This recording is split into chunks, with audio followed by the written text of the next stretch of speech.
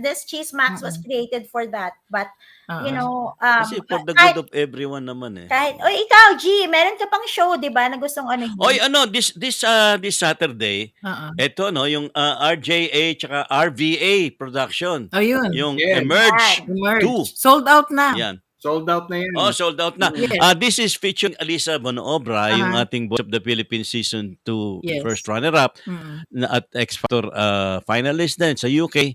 And of course, the Philippines King of R&B, si JR. Yes. So marami silang mga guests din. Isa si Dibo, ayan, si Jaisel, si John. And of course, may mga estudyante rin si ano dyan. Who will Karamihan showcase yan their pamangkin talent. ko yung mga estudyante nila. Talaga? Ay, Ng pinsan. talaga. Nice. Diyan yan sa Redwood City, Cañada. Yes. Cañada College. Yeah.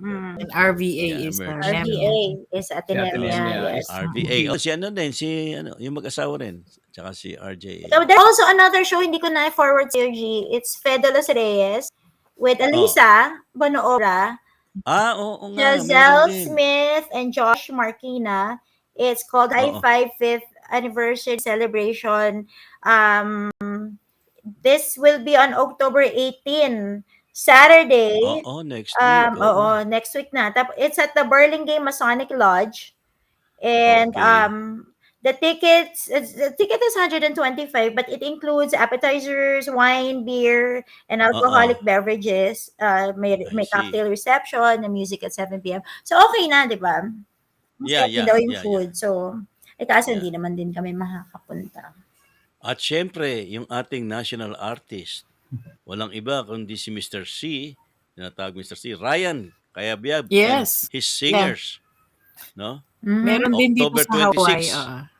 26. 26. Meron din yan. Pero Meron yung dito, October 26 sa Santa Clara Convention Center, kasama si Odette at saka si Cecil.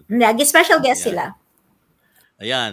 Tapos, meron din yan sila diyan sa November 1 sa Pasadena, California, at saka November 2 sa San Diego, California. Which one? Ryan And Cayabyab? of course, oo. Pero hindi na Yun kasama din. si Ate Cecile at si Odette. Hindi na siguro. Yeah. At yung November 6, ayan, sa Hawaii. Ayan. Diba?